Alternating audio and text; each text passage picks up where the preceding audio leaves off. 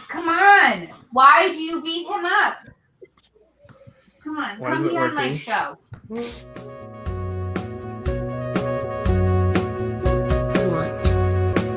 Beer. Oh, yeah? Well, so's your face. Stop touching my magic bone. Well, you're mistaken. Vidka? Hey, You're really campaigning for Bitch of the Year, aren't you? I swear, one of these times you're gonna wake up in a coma. If we can focus, keep discipline, and not have quite as many mysterious deaths, Sunnydale is gonna rule! Hey, Scoobies, we're back with some more Gerardcast. Welcome to episode 44 of Gerardcast, the Joss Whedon recap podcast that brings together Slayer aficionados and virgins as we watch and review all things Whedon. I'm Brandon Ellison. I'm Jewel Rocket Rose, and we have an additional co-host. This is Edward. Hi, Edward. Thank you guys so much for joining us. This is part 2 of our double episode that we did to make up for the one that we missed. We have some awesome guests joining us today.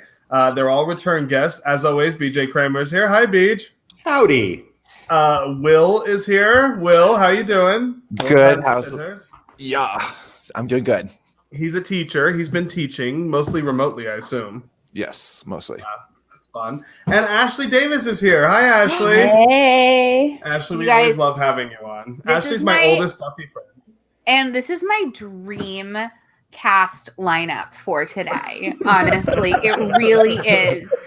Because I feel like I need Ashley to help me with some clarification as to why we're watching Angel still. So I need some support, some backup, maybe some encouragement there because I am flailing. And then I need Will here because he is my fellow crusader in our Angel hate campaign. Did you forget that I stopped watching Angel? I was giving that hello, that's why it's my dream lineup because you're on Brandon's team yet you're still on my team. So I win double. We both win, huh, Edward? Yay! I feel like such a weirdo for liking Angel. I concur. Well, this week's episode I kind of like. We'll get to it in a minute.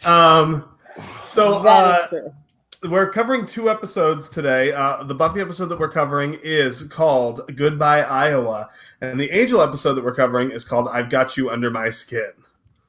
And let's, if we can, if nobody has anything else to add, let's jump right in, shall we? Let's deep dive, Brayton. Okay. Where are we starting? With Gabaiowa? With Buffy. Gabaiowa.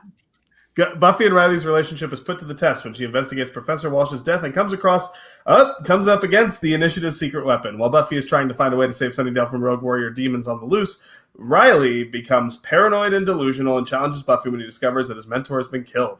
Elsewhere in town, Spike has become the outcast among demons since he has taken up with the Scooby Gang. So, this episode is kind of a continuation of the last episode that we covered, where we see Adam come to life and skewer Professor Walsh. Ashley and Will, we didn't have you on our last episode. What are your thoughts on Adam as we know him so far and Professor Walsh? Yeah, what are your thoughts? Ashley, ladies first. Well, I think you will. I was never really a fan of the whole Adam storyline, but I did think it was funny that when he comes to life, his first thing to do is to kill his maker. So that was always funny to me because I wasn't really a fan of Professor Walsh either. So, but Adam was okay. He wasn't my favorite baddie. No. Will. He's a fatty. Right. First, I thought, was this the Halloween episode? Because this was Frankenstein, and then the next one is going to be The Exorcist for today. So I was like, this is like the Halloween something. But as far as I didn't see that. That's what I saw. The one thing I was most disappointed with the last episode was I love Buffy talking to camera, and then Walsh dies, so they never get that confrontation of I'm coming back to show you what a Slayer is kind of thing. So that kind of sucked. Unfulfilled. Totally. And Adam, like I said, is Frankenstein's Monster Part 2 for this, just not a football player this time. It feels like Walsh, whoever her character, like the woman who's playing Walsh, got a bigger role on something else and was like, sorry, Joss, gotta go. And they like cut the storyline short. No, she divorced David Mamet and she got all the rights to his old plays. So now she's just like rolling in dough forever. Yeah. Well, there you go. Yeah. I got to say So she was like, bye, I'm out. And then they cut the storyline because I feel like I'm unsatisfied with how their relationship ends with this woman just, being skewered. well, to address your point, the expectation of there to be some lead up confrontation to me worked really well because then Walsh's death was really quite surprising. And I like that very much. So this episode, I'm not getting a lot of agreement. Counting for taste, I wanted that woman head to head. I wanted those two stubborn women to just go at it. So this episode I wanted to see this youngin beat her. That's what I wanted to see. No, I'm with you. If we hated all of the soldiers in the initiative, and she, directed a fight between the whole, bunch of human troops against the one Slayer, that might have been cool. But I'm not going to be that obnoxious one too that says like, why weren't there any female army people, soldiers? Because they're army guys. Why would they be female army guys? 20 years ago, Walsh didn't want any competition. Well, that's what I'm saying. There was a Jewish doctor.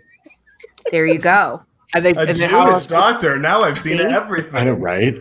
And they made fun of the fact that he had a woman as a number 2 this time when they were in the woods. When what's his name? The one. Forrest. Yeah, he was upset because a woman was there. So. Yeah.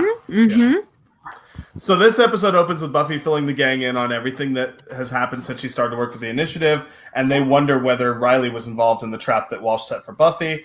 Buffy gives the group weapons. They hide in Xander's basement because she's trying to have them hide somewhere where the initiative doesn't know where they are.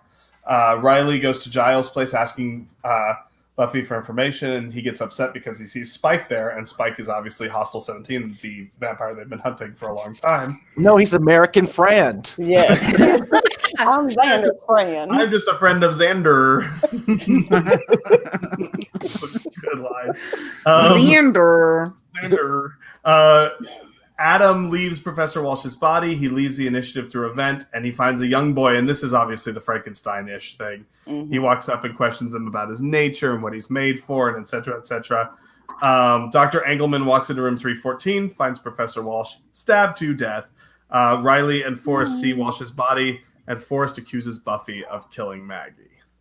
Although immediately that's disabused by the doctor, who points out that it was Adam. Yeah. Yeah. Although Forrest doesn't. I think Forrest is just bitter. Yeah, exactly.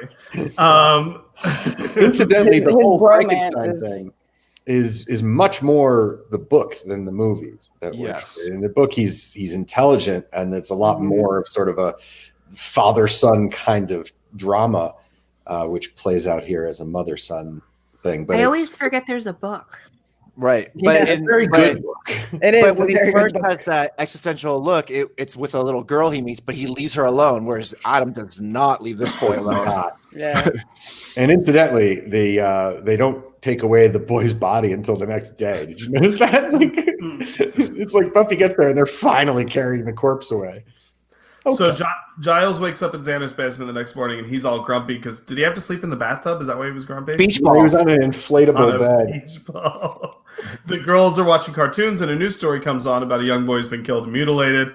Buffy thinks it's the Polgara demon that they just recently captured, and Riley instructs the commandos to search for the Polgara. He and Buffy both end up at the park where the boy was killed. Buffy tries to apologize, and Riley's like, Walsh is dead. Are you happy? This is the episode where Riley becomes a little bitch. Yeah. He lost his mommy. Yeah, but also like... He's also, going through withdrawals. Yes. Yeah. Which there was that too. They mentioned What kind of withdrawal? The drugs. Vitamins. The drugs. Like they've been. Yeah, but like you don't go through vitamin withdrawals. Like this, what No, was it's in not there? They weren't vitamins. They were They- giving them some type they of like- enhancements. Yeah. Yeah, like Wow. steroids and shit. Yeah. Exactly. Yeah. Before we move on beyond Xander's basement, I just want to point out that Xander was wearing a T-shirt that said "I heart dirt." Yeah. Well, who doesn't? He's so whimsical. And this speech would be so much better if she wasn't wearing her yummy sushi pajamas. Yes, that was also great. Let's not forget the yummy sushi pajamas. Willow goes to Tara's dorm room, and they plan on doing a spell, but Tara sabotages the spell, and it fails to work. Yeah. I don't remember what. Do we establish in this episode why she sabotages the spell? And I remember also being confused the first time I saw it. Ashley, does it have something to do with what we find out in the episode Family in season 5? Or is it more short-term than that? I think it might be more short-term than that. I'm trying to remember, too. Well, we do know that she's scared, when Willow... Yeah, and then it might have that's too much. Yeah. But it was a spell to find a demon, so maybe that's why she... Does she become like a stronger character? Because she seems very like meek and Weasley kind of. But then like she'll do something like this where she throws under the bed because there's something about it. But at the same time, you're like, she doesn't. Willow seems pretty strong compared to her. Why would you cross her at this point? Well, there's definitely more to Tara. Yeah, there's definitely, and then you'll not only that, but you'll find out that Tara has reasons for doing the things that she does, or rather, why she hides the way that she does. Yes. Well, we know she has power, so she's either definitely of a line of witches, or there's some demon stuff in there. Well, her moonstone was a grandmother. No, the stone in the last episode wasn't the rock an ancient something? Yeah, it was like a family heirloom. Family heirloom. So, she's a witch. And we find out when we meet her cousin Beth, played by Amy Adams next season, exactly why she is so. Amy. Amy Adams. They go to Willie's place. Willie is back. I love Willie the Snitch. He's so good. Spike gets beaten up by a bunch of demons because he's associated with the Slayer, and they threaten to kill him. Buffy goes to Willie's, but Riley's also there, and he's like shaking down that old lady. He's losing his mind. Yes. He's holding a gun to her. Yeah, she's just like a little old lady that like came to the bar to like drop off. Somebody ordered fruit, and he's like, "You're a crazy bitch." Could be a demon. I don't know. A meek old lady in a bar like that, definitely a demon. Yeah. Oh, meth Riley. So Buffy consoles Riley. She sees that he's sick and getting sicker. She leaves him at Xander's to rest. Willow tries to stop him from going after Buffy, but he pushes her to the ground and runs. Buffy and Xander go into the initiative, which is so unbelievable. Like it's awful. It requires too much hashtag acceptance to think that Buffy, who the entire initiative was trying to kill in the last episode, could put on glasses and a clipboard. That's all you need, and a ponytail. My only excuse for that scene is that they were so focused on Walsh's death and trying to find all the remaining soldiers that they were not paying attention.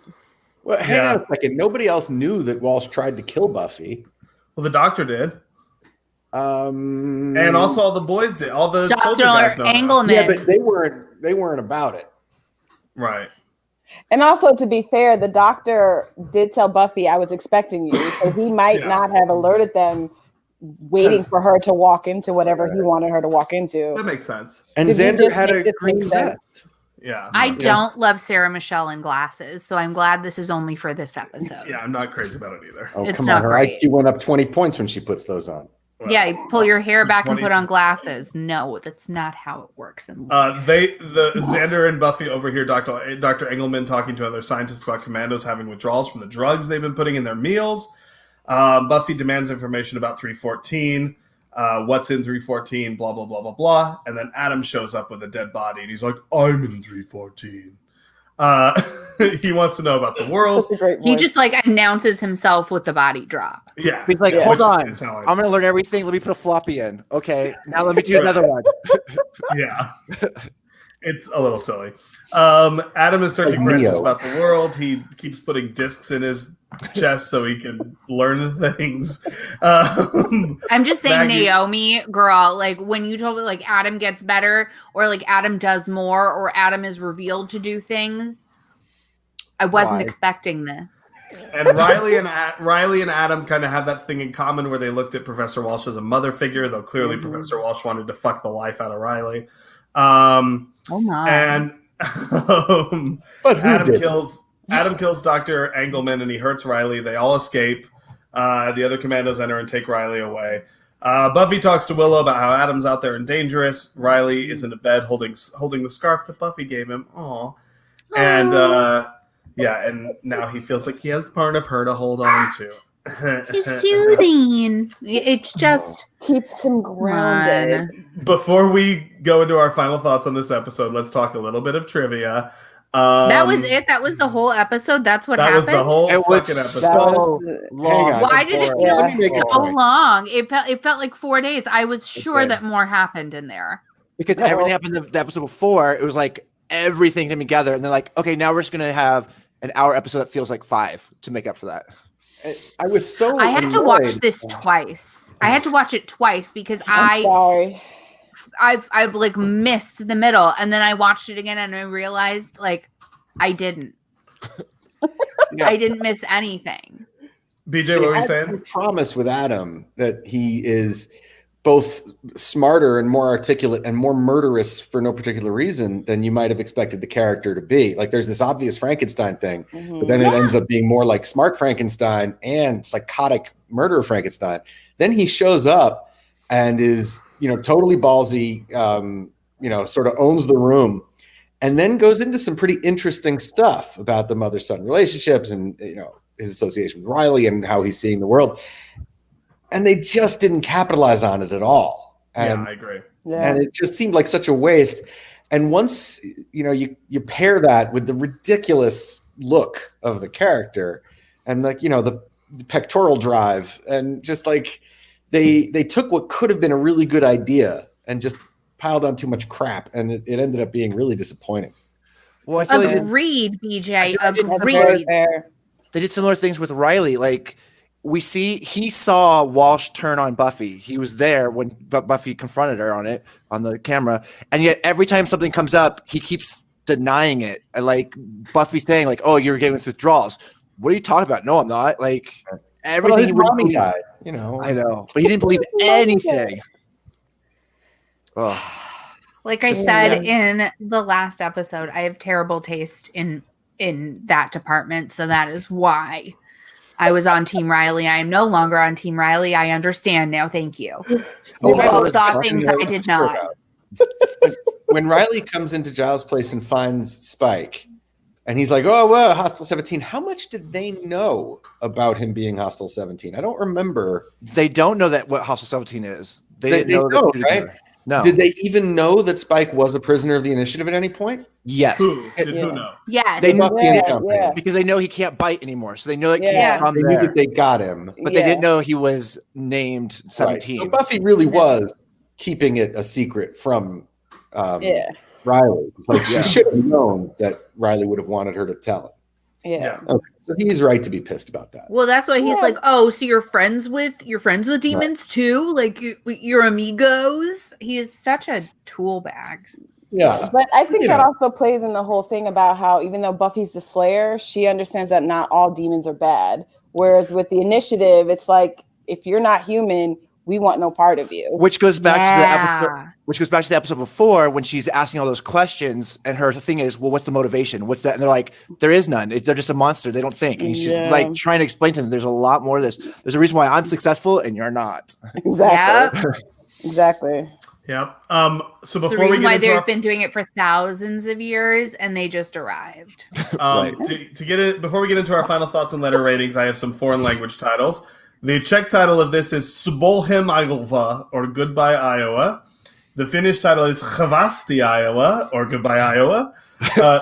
The French title is Stress, or Stress. Which is what this episode causes. Exactly. The German title is Die Kampfmaschine, or The Fighting Machine. That is very Hitler. Yes. Mein Kampfmaschine. Shermans must love us. The Hungarian title is Vierschlat Iowa, or Goodbye Iowa. The Italian title is La Fabbrica dei Mostri, or The Monster Factory. It's pretty good. That's the one. That's pretty much it. So we're going to go with the Italian title, La Fabbrica dei Mostri, The Monster Factory. Better than Mein Kampf.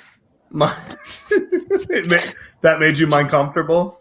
It was very uncomfortable. Oh my goodness. Oh, Brandon. Not Anywho. great. Not great. Sorry. We're standing by that joke, I know. Let's go. Final thoughts and letter rating. We are going to start with our special guest co-hosts. Let's start with Will. Final thoughts and letter rating on this one. God. Will, you first. Oh man. This one was so boring. It was so long. It wasn't terrible because I know it's still setting up for more to come with Adam because he obviously got away. So I feel like it's just a long setup episodes. C-, C, like around there. Yeah. Ashley. I give it a C2, C- at that. Because again, I told you I'm not a fan of Adam, but I did like the Buffy Rylan friction in this episode. Because anytime that Riley's not great is fabulous for me. Yeah. And I did enjoy the Frankenstein undertones, but like to BJ's point, they really didn't capitalize on it, so they lose points for that. Jewel.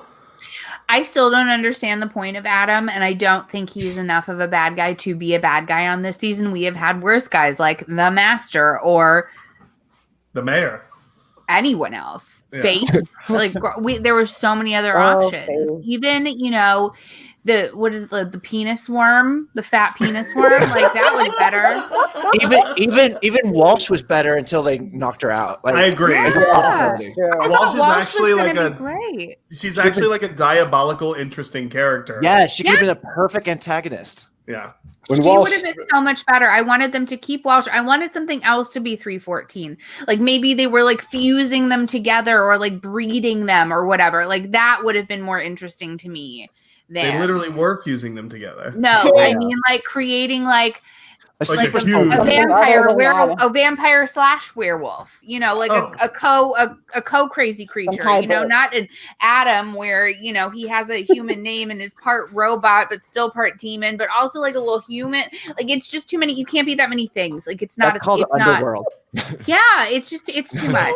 I think people got confused. I think, you know what? There is a Jewish word or a Yiddish word, BJ, that you might know also. It's a word my mother uses often, ungepatched. There's too much going on. Pick a lane. Do one thing and do it well. Don't have all these like, this is a mess. I don't love it. Ungepatched. Take something away. What's your letter rating? C- D+. Like it just was as stupid as the last episode. BJ. I was hoping that they'd have Walsh do more psych fucking of Giles, because that was easily my favorite thing that happened to her character. She made a grown man cry. I thought that was perfect. Brilliant. But that's all that. Yes, Adam is sort of a golem. Yeah. What is a golem? It's a Jewish Frankenstein. Yeah. Basically. Usually made by an element of some sort. Exactly. Made out of mud. I mean, his name is Frankenstein. He's already Jewish. Oh, snap. Yeah. I'll take off his glasses twice, so I like this episode for that reason, which is the only reason it doesn't get a D. Boring and disappointing. Every single part of it could have been okay, but really it was all just a letdown, each one of the elements of it. But to his credit, nothing was truly painful. So C-. That's because you only watched it once. I'm exactly on board with everybody in this room. It is less than an average episode because it's so boring and stupid. And I hate it. I hate Riley now, and I remember now like why I hate him. I rewatching this when we first started season 4 and Riley was first introduced. I was like, oh, he's not as bad as I remember it being. Mm-hmm. But now he's exactly as bad as I remember him being. Now he sucks, and he never gets better. This is it. Yeah. Eventually, we do get less of him, so we can. Yeah, pretty soon. Yeah. Well, not until next season, but yes. So I am also going to give this. I'm giving it a C-, but I think that's very kind. Ooh, clean sweep. Yeah. If everyone else had gone lower, I would have said D+. I'll Jill, you were switch halfway it. to D D+. plus. Let's go D. I'm aiming for a D plus. I was trying to be D plus. nice. We're renegotiating Okay, this. so This we're all one at is D plus. D I plus. think we were all was trying to just- be nice. I was trying to be kind. It's not. I just officially changed It was in my getting notes. so good, and then it got dumb again. This one didn't have the moments like the one just before it, like where Buffy on the camera, like those Yeah. moments. There's none of that in this one. Where you No, there was no moment that made it better. I agree. right. This was a yawn. I agree. Hey, Jewel, do you want to talk to the people about Buzzsprout? Oh, we're doing it again? Yes, we do this every episode. Hey, we did a lot of research into podcasting services when we decided to launch this podcast. Buzzsprout is by far the easiest, most convenient way to get your podcast live. Jewel, are you ready?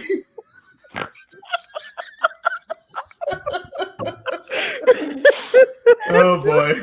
Promotions are so funny. I didn't realize it had to be done again. Buzzsprout is hands down the easiest way to launch, promote, and track your podcast. Your show can be online and listed in all the major podcast directories like Apple Podcasts, Spotify, Google Podcasts, and more within minutes of finishing your recording. And you don't need fancy audio equipment to get the ball rolling. You just need a microphone, some headphones, and a little tiny dream. You'll get a Faith, great trust, and pixie dust. Go. And when you're ready to Otherwise, upgrade, really is a good Buzzsprout boss. has tons of guides to help you find better equipment at the best price. You'll get a great looking podcast website, audio players that can drop into other websites, detailed analytics to see how people are listening, tools to promote your episodes, and so much more. So much more. Buzzsprout believes that podcasting should be accessible to everyone, and their easy-to-use website takes all the guesswork out of recording, posting, promoting, and monetizing your podcast. I also want to point out that if you are a new podcaster and you don't know how to use audio editing software and that sort of thing, they have an extra fee. It's like $12 a month, but you get Magic Mastering that automatically levels out all your audio, makes everything sound good. They do it themselves. You don't have to touch a damn thing. You just upload your audio and go for it. I Our love best an sounding upgrade. episodes have Magic Mastering on them, and our worst sounding episodes are maybe this one. Join over 100,000 podcasters already using Buzzsprout to get their message out to the world. Use the link in our show notes to sign up or go to gurargcast.buzzsprout.com for more information. Remember to use the link so Buzzsprout knows that Gurargcast sent you, and you'll receive a free $25 Amazon gift card that you're welcome to share with me, or you can keep for yourself. Gurarg. All right, and we got one more thing to talk about, Joel, and this one's your favorite.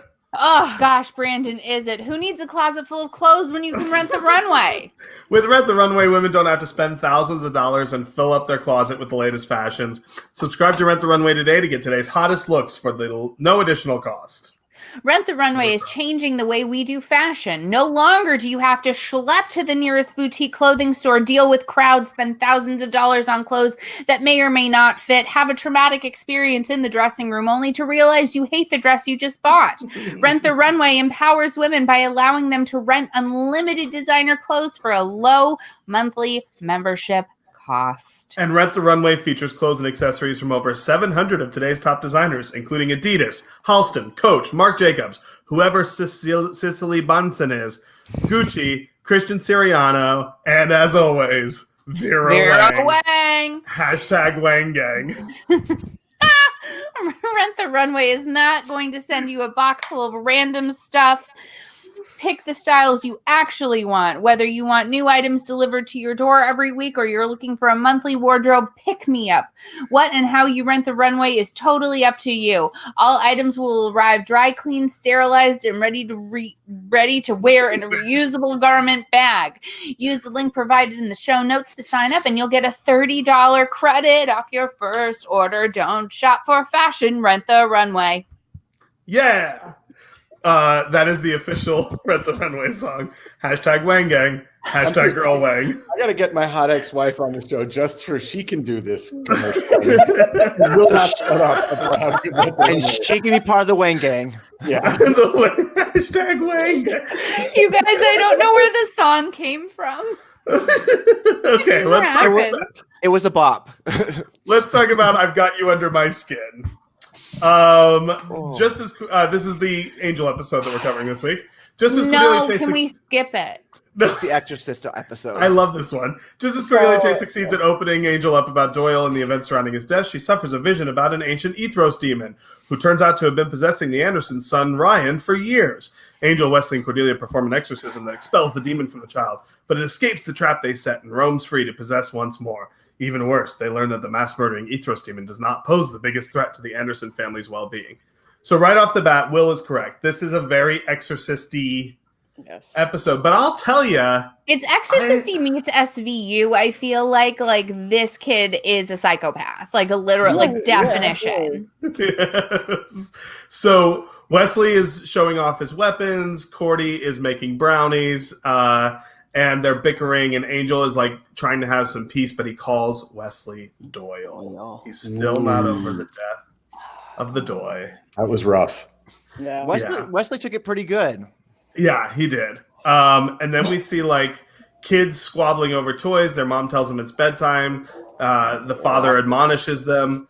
The parents tuck their kids in. The father says for the mother to padlock the daughter's door. And another door behind them labeled Ryan is already padlocked for the night. This intro into this episode with that bit is actually really creepy and pretty well done. Yes. Mm-hmm. I thought cinematically I really enjoyed that. And then the theme music started. Oh God,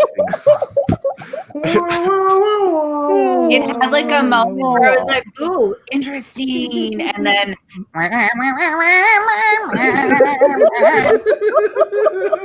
don't love it. Oh, I hate it so much. It's terrible. Angel talks to her about the friend. That's the only part I ever hear of the theme song too, because it starts and I'm like, remote. By the way, if you watch this on Amazon Prime, you can skip the intros versus on Hulu where you can't. Just so everyone knows. That's why you watch Star Trek Enterprise on Amazon. Exactly. Wow. You think this intro is bad? Cordy has a vision. Cordy has a vision of a house in the suburbs. They all go, but everything seems okay. Wesley sees a young boy walking across the yard in his pajamas. A car is speeding toward them. Angel grabs the boy, rolls onto the grass with him. The vehicle goes by. The boy is like, "Come, are you gonna cry?" Yeah, he's like, "Are you gonna cry?" I wrote that in my notes, and I don't remember it happening at all. But apparently that happens. Yeah. That's when like, Angel all cute about it, and he's like, "No." Yeah, No, I don't Angel's think like, so. "Nah, I'm cool, Apparently, he's like a cool, like uncle type character. I was like, okay. You think Angel maybe has he was layers. really hoping that he was going to cry? Like that's what he was looking forward to? Well, that's what we find out later. They actually had Dave Boreanaz like emote something other than brooding. I love that you guys are so tight that you call him Dave Boreanaz. Oh yeah, me and my buddy Dave. I was watching Dave at work today, and I was like, "Are you gonna cry? No, okay. No, you're not gonna cry, Dave. You little bitch. No, okay, we good. Pretty much. Okay. Pretty The much. boy's father runs out of the house. He starts yelling at the kid. The mom is like battered housewife realness. Yeah. Like she's super like mousy and like, ah! Yeah. Come to dinner, please." Yes, it was very strange. She wants to tend to his wounds. He accepts. The husband puts the boy to bed. The wife takes care of the wound on Angel's arm, and then she's like, "That healed super fast. That's super creepy." Paige is really anxious, and she stops talking when the husband re-enters the room. Angel learns that they just moved to the area. They dig through their background. They're from Ohio, right? They talk about Ohio. Yeah, I think. Yes, it's something Akron? about they're Yeah. from Ohio. That's where they came from. Yeah. Yeah. Seth sits and says that he hasn't told them. Seth is the husband. Says that that Angel hasn't told them his name. He introduces himself as Angel Jones. Angel Jones, which made me laugh. Angels. But yeah, I believe angels are all around us. That fucking kook. She collects little angels too, as we find out. I mean, if your kid's possessed by a demon, yeah, sure. And she's like, "You're here to save us," and since he won't take any payment or anything, and then Angel is like, "Yeah, I'll come to dinner. Whatever. What can I bring?" Angel finds out that there's like a ectoplasm kind of goo around the house, which is signs of like demonic. Wesley finds it, the stuff, and he collects it, and he knows that is secreted from a demon. After he found the creepy doll in the garbage can, and that is really what. Oh yeah, that doll was really creepy. Yeah. There's something else that I don't get. Like, so this episode and in the Buffy episode, because Spike got beaten up too. Do vampires have their own blood supply on themselves? Because they got injured and suddenly they're bleeding. Yeah, but their blood doesn't like pump, so it just kind of drips. It doesn't pump, or whatever. I think that's the right answer. I didn't even think of that as like an option. I was like, yeah, of course, they drink blood, you cut them, they bleed blood. So they just store it in their body because it's not running through them because they're dead. Every single time Brandon and I have watched one of these shows together, I have mentioned some kind of technical problem about blood. Every time. You just got to roll with it. So the Angel and Wesley conclude that someone is possessed by a demon. He thinks it's the father, but then he also noticed the daughter being like super creepy and staring out the window at them as they pull away. Angel and Wesley. She's like, "Take me with you." And don't leave me here. He's fucking nuts. Angel, West, and Cordelia realize that if they put eucalyptus, not eucalyptus. No, eucalyptus. It'll force the demon to manifest. They mix it in with some brownies. Angel brings the brownies to dinner. They all eat the brownies. And the dad starts choking. So we're like, oh, that's the dad for sure. But then the kid's face is all blah, blah, blah, blah. It's all crazy, which Jewel did not like. Were we to understand that the dad was choking because the brownies were awful? Yeah, because they put eucalyptus in them, which you never put. He took a huge chunk of brownie. He took a huge chunk, and I think he started choking. He was like looking at the kid and started choking because he probably saw his face changing and was like, "Wah!" That's a good point. I never thought about that. That is fair. I was just hoping that the brownies sucked. I mean, I would like a brownie. Girl hid hers under with the Brussels sprout. Did you guys not see that? Yeah. She like took a bite and put it right down. Yeah. They did a good job of like keeping the. I mean, it was obvious, but the dad is the red herring as far as like something was wrong with him. Yeah. Because he was kind of abusive, and then even like at the dinner table, we're like, well, it can't be the dad necessarily. When the girl puts it down, you're thinking, oh, it might be her. And then you see the face of the kid, and you're like, "Oh, if I remember correctly, the first time I watched this, I assumed it was creepy, mousy wife lady.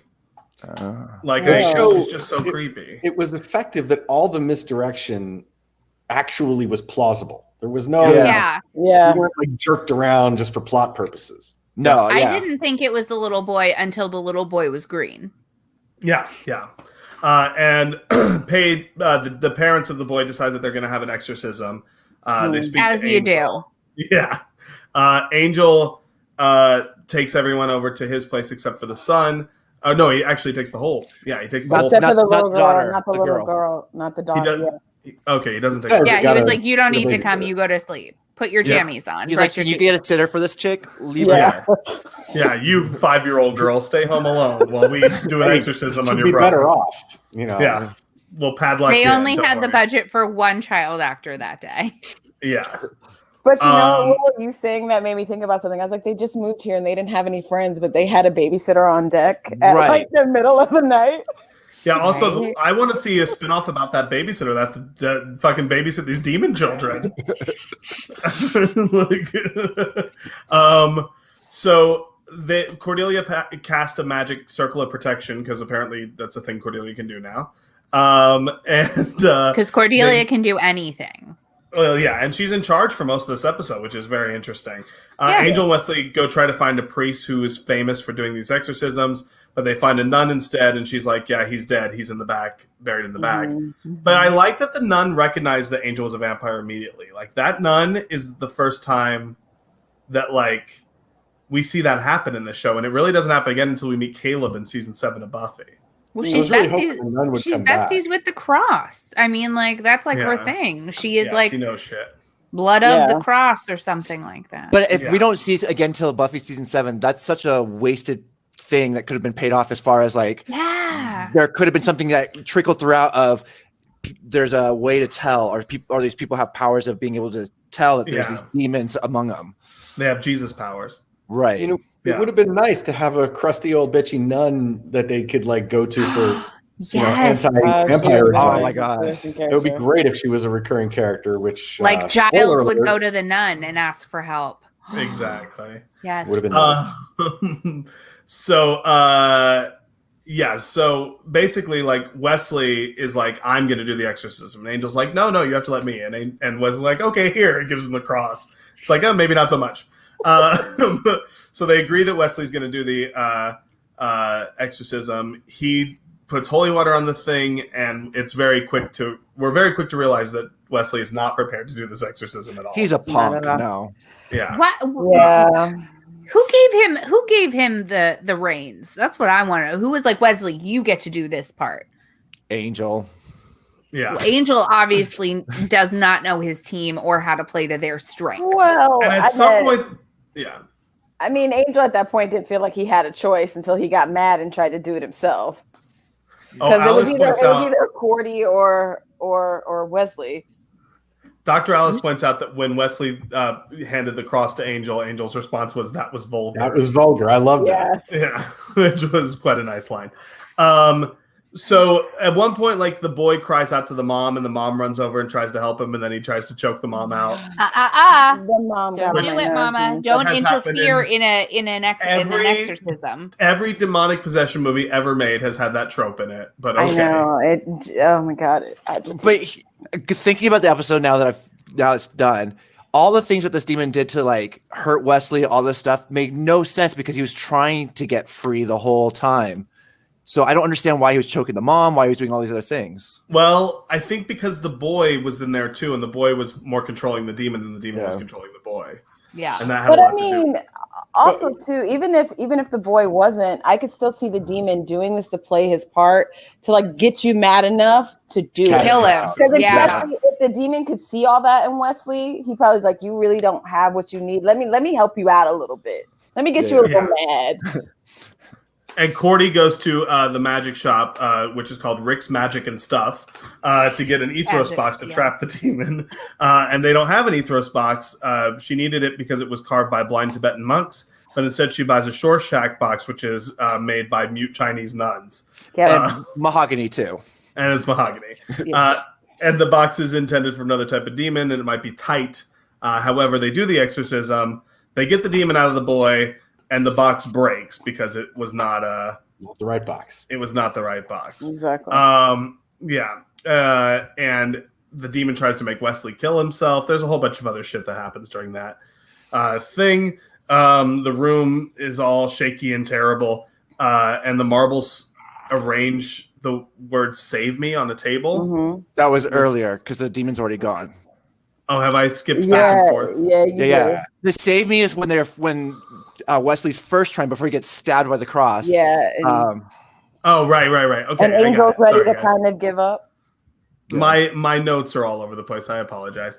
The demon gets out. The box shatters, and the demon's in invisible energy form. Then they leave everyone, and everyone's shocked. They send the Andersons home, and Angel's team tries to figure out where the demon is. And Wesley concurs that the demon is long gone and has to take corporeal form to recharge itself. They find the Ethos in the sea salt caves nearby.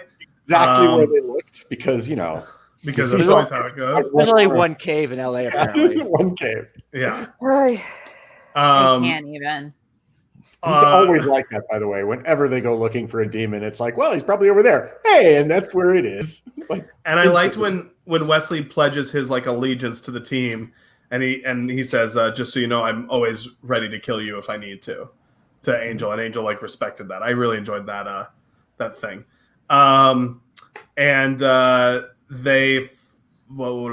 Okay, so they meet the Ethos demon. He explains that he's been torturing innocent souls for all this time, but possessing that kid is the most scared he's ever been, and that he was basically trapped in this kid, and he couldn't get out. And the kid is totally chaotic, has no morals and no soul.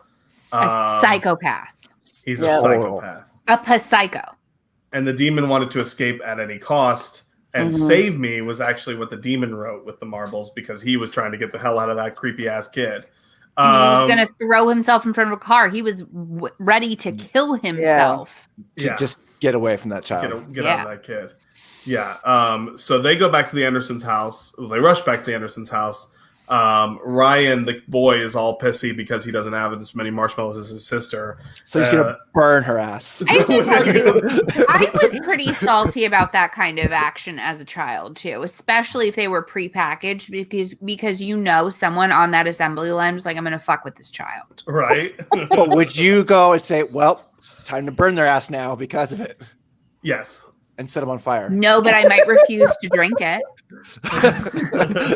Little different like there. Still do that. I feel like that's not a bygone thing. I feel like if we went to a restaurant and we got hot chocolates and I had 9 marshmallows and you had 6, you would be pissed. No, I would ask for extra marshmallows. And steal a couple.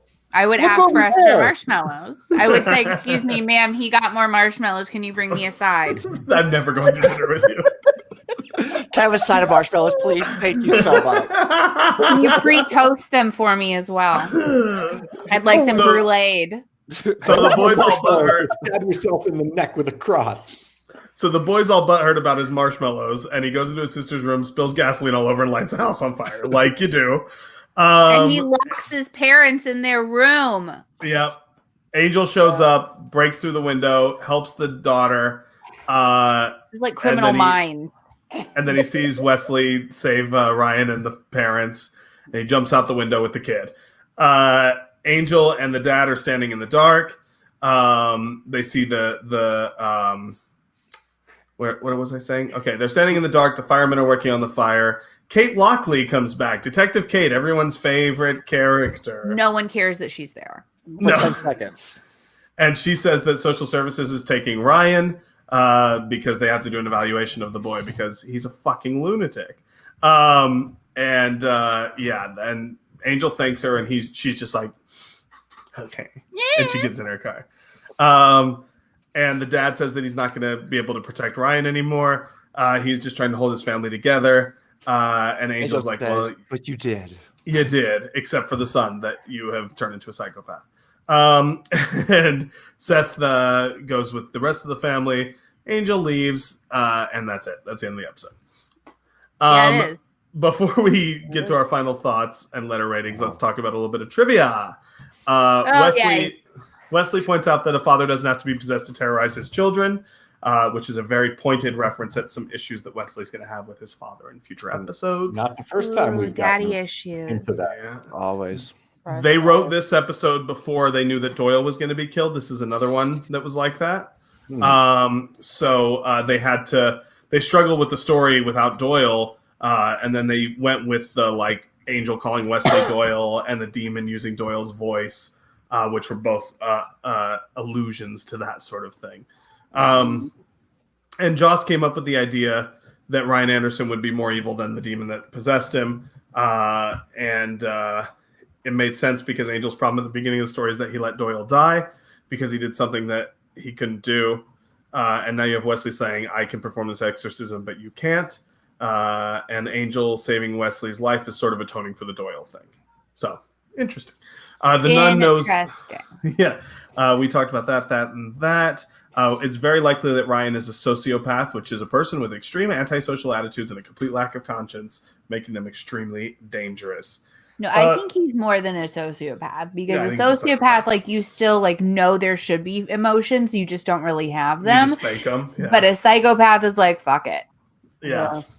Per the excellent book, The Psychopath Test by John Ronson. Oh, that book is amazing. Yeah, those terms are not really well. Oh, defined. John Ronson. We had him at Pull It Out. Yeah, he's fantastic. He wrote the Staring at Goats book.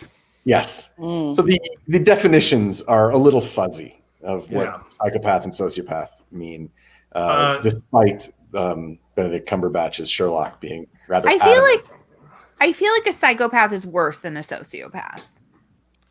If there's a tier system, I just feel like that is a little more extreme. That's next level. Is that how it goes? Yeah. I'm a psych major. I should know this. A psychopath is born and a sociopath is made. It's a nature-nurture difference. But again, this is people just, I think, making up a way to use the words. But if you haven't read that book, it's so worth it. It's so worth it. After you read that book, you will have absolutely no problem saying things like, well, our soon-to-be former president is a psychopath. I mean, because... Sociopath. Psychopath. a psychopath, I think. Both. Based on the book. Narcissist. Okay, let's move on. Not a political podcast. My The German title of this episode is Das Böse an sich, or Evil Itself, and the French title is Exorcism, or Exorcism. So that's all I got. Let's do our final Those were thoughts. so pathetic. I know, I agree. Like They the can't all be episode. worse. So disappointed. Let's go our Angel, what do you expect? final thoughts and So letter true. rating. We will start So with Jewel true, Rocket though. Rose on this one. You guys, I liked it. Yay.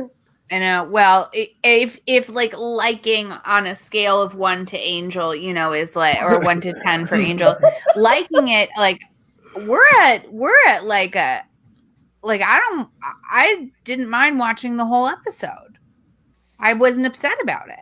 The other one I was most perturbed after having to watch it. Yeah. But I think let's go B+.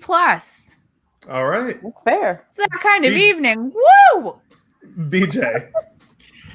This is my third favorite episode so far, after In the Dark and Room with the View. It really kind of bugged me because I thought everything in this worked pretty well. I particularly liked that it was very clearly Exorcist. So far as even the makeup was basically identical, and all of so many of the elements. But then it pulls a fast one on us, which I loved. I love that. I loved that all of the misdirection worked, as I mentioned before. I especially like the surprise at the ending, which still made sense. It didn't feel like it was just surprise for surprise's sake. And weirdly, even though every element, it checked all the boxes and everything worked, just didn't love it. And I don't know why. I don't really know what my complaints are. But that just gives it a B+ in my book. It's quite good. Yeah. Will. So I started judging Angel episodes based on just an Angel scale because they're never going to be good ever. No. So in the Angel pathos of how this is Angel wise, my favorite thing, and I hate giving Angel any credit, is the twist that the kid is just pure evil was so brilliant. And like BJ said, all the red herrings that they did in this were done well and realistic to the point where you weren't like, oh, they're just doing a trope here. It's like it works. So in the world of Angel, I give this an A-. In the real world, that's not really what it deserves. But in Angel episodes, totally it's an agreed. A-. I'm totally on board with this Angel scale because it's not fair to the rest of the shows. It's not fair. Ashley, what are your final thoughts on your letter rating? Well, Angel's not my favorite, but I actually enjoyed this episode too. For all the reasons that everybody said, I was going to give it a solid B. Again, the twist, it was a twist. I was like, that made so much sense. And I will have to say, when we found out that the boy was evil and the demon was the one that said to save me, I was like, that made so much sense to me. Because when the marbles first went on the table, I was like, so the boy has magic? Like, it really confused me. But then we found out the demon did it. I was like, oh, okay, I accept this now. Yeah. What's your letter rating on this one? A B. Yeah. Let me just point out one thing, that one of my favorite things in movies and TV is when something makes more sense than it has to. Yeah. And, because you could forgive a certain amount of makes no sense, but when it goes beyond that, I love that, which this episode managed to pull off. Yes. I thought that the twist was very intelligent. I thought that it was very well written. I thought the dialogue was well written. I liked the red herrings of the parents or the daughter maybe being the demon. I liked all that. I love the kid being pure crazy person. And I actually think that if this were a movie, standalone, not part of Angel, and it were a movie, it would be an original idea. It would be an original concept. And it would be a movie that I would really enjoy to see because horror is so derivative, as we learned in our Buffy episode, which was just so derivative of Frankenstein that it's not even watchable. I think that this episode is brilliant, and I am going to give it a. Whoa! As an episode of Angel. As an episode of Angel, it's an A. Yes. Compared to anything on Buffy or Angel that we've seen so far, it's an A. No, it's a different. Oh, it's not. It's a different scale for Angel because you have to. Oh. But I to your love it. point about derivative and horror, I did get the impression this is kind of to The Exorcist what Cabin in the Woods was to all It's a of the other. deconstruction. It sort of follows along with all the tropes and then subverts them. Now, if they could just be the smart normally with Angel, that would make the show so much better. But they're not. Before we go, we have a Patreon. It's $5 a month. You can sign up patreon.com/GoRarcast. You can have exclusive access to our private Facebook group. You can come and co-host an episode with us, and you can get the full episodes with our full guest interviews. So please go sign up. $5 a month, patreon.com/GoRarcast. We have a Wonder Falls podcast, Bobbing Along, that will be continuing next week. And January, words are hard. December 1st, we'll be starting Walk in the Halls, our West Wing podcast. And then January 1st, we'll be starting Eat the Rude, which is our Hannibal podcast. And Jewel and I have a 90s pop culture podcast that will be interviewing different pop culture figures from the 90s. Our first two guests. Name? Yes, but I forgot the name of our own podcast, so I was trying not to say anything. I believe it is As If. Thank you. As If.